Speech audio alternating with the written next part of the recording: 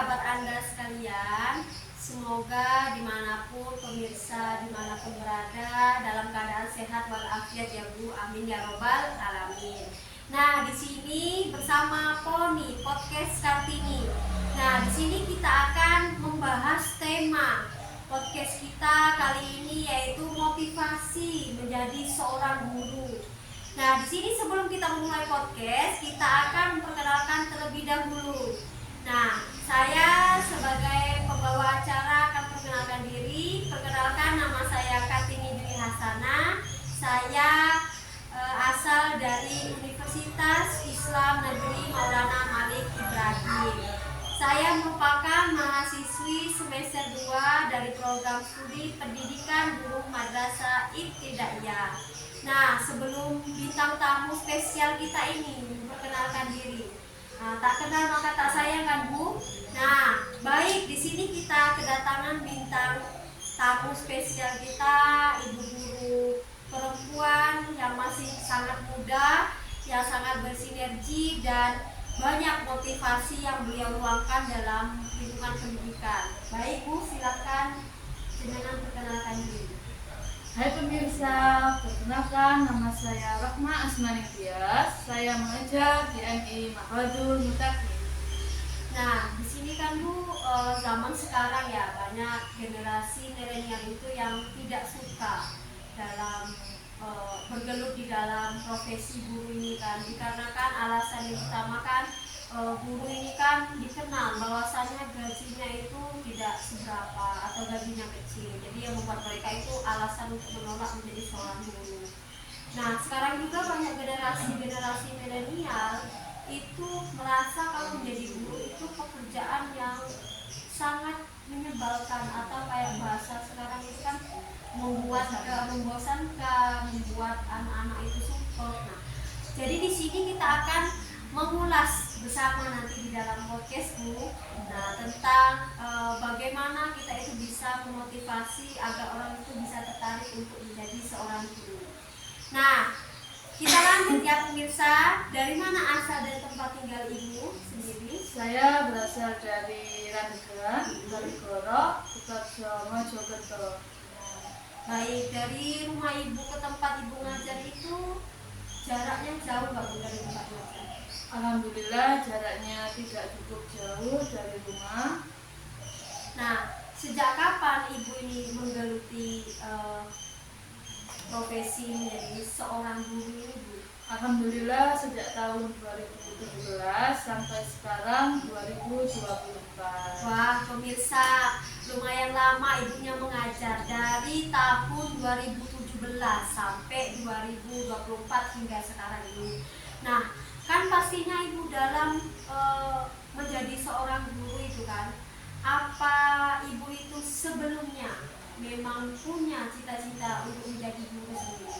Ya, memang dari dulu ada cita-cita. Saya waktu SD kan ada pertanyaan, apa cita-cita kamu?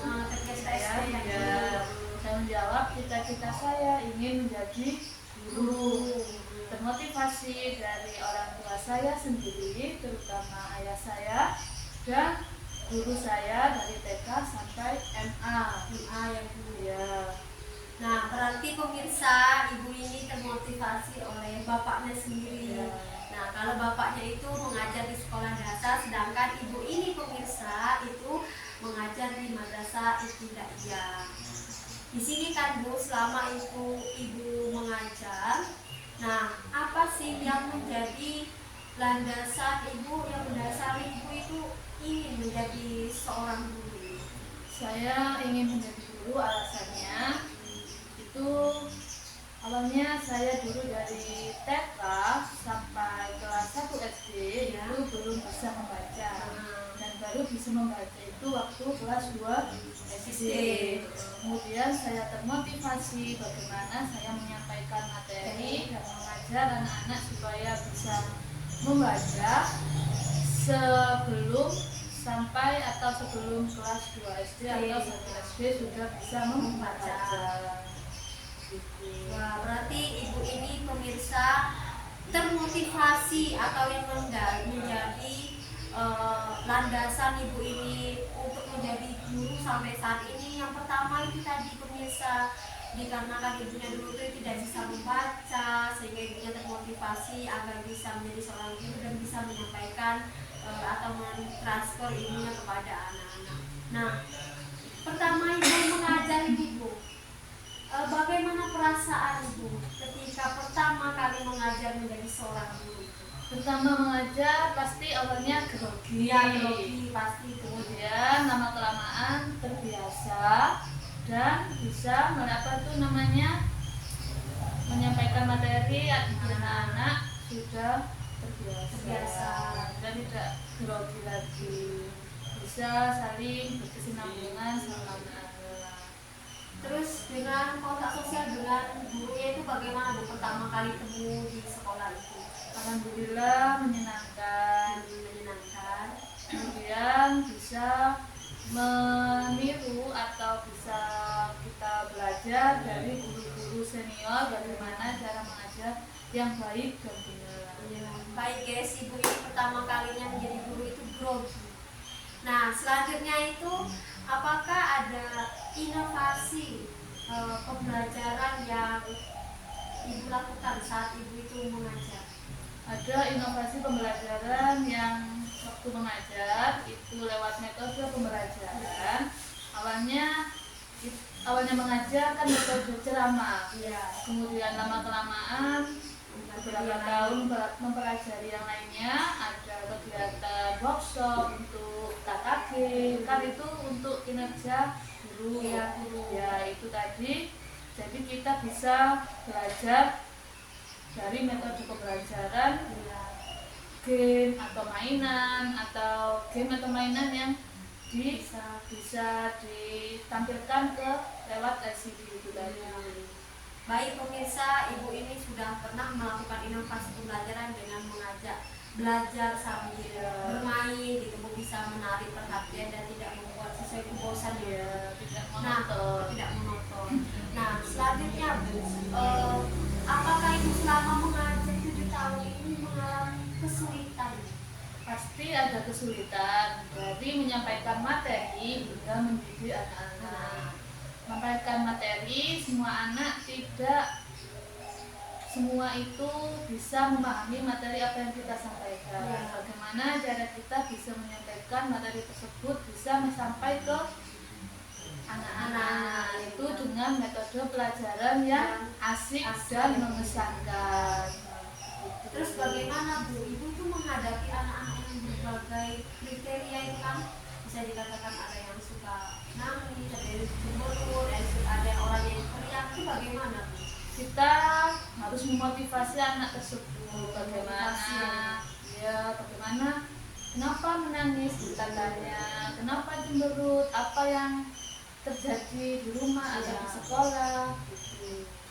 Nah, terus selama ibu mengajar itu suka duka ibu selama 7 tahun hingga saat ini itu yang pernah ibu rasakan itu menjadi seorang guru itu apa saja?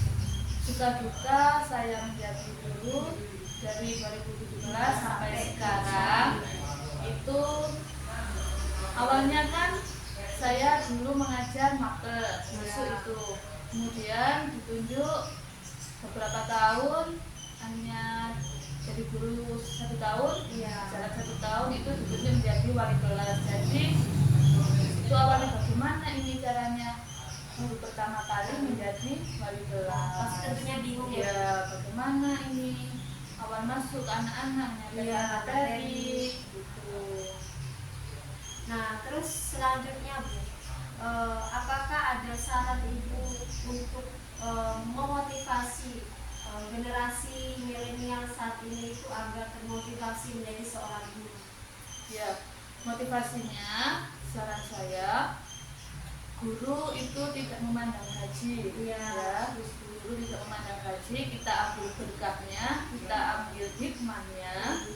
Gaji sedikit tidak apa-apa, yang penting berkah ke diri kita sendiri dan berkah ke anak-anak dan orang tua dan sekeliling kita sendiri. Jadi menjadi seorang guru itu juga harus tidak hanya menyampaikan materi, tapi kita harus mendidik anak-anak. Jadi kita di sekolah itu mendidik anak-anak, jika di rumah orang tua. Iya. Begitu. Nah, ini pemirsa luar biasa ibu memberikan motivasi kepada kita semua bahwasanya menjadi seorang guru itu jangan memandang dari material atau dari Iya. segi gaji saja ya Bu, tapi kita harus ikhlas dalam memberikan ilmu, terus kita bisa berhasil, itu kan kita akan merasakan berkahnya sendiri gitu ya Bu. Nah, selanjutnya Bu, pertanyaan yang terakhir dalam podcast ini, kebijakan apa sih yang dilakukan kepala sekolah itu ketika adanya pergantian kurikulum? Kan sekarang itu kan masih rancu ya Bu, Iya. antara kurikulum 2013 perpindahan transformasi ke kurikulum merdeka, itu tindakan apa yang dilakukan kepala sekolah atau wakil kurikulum ini?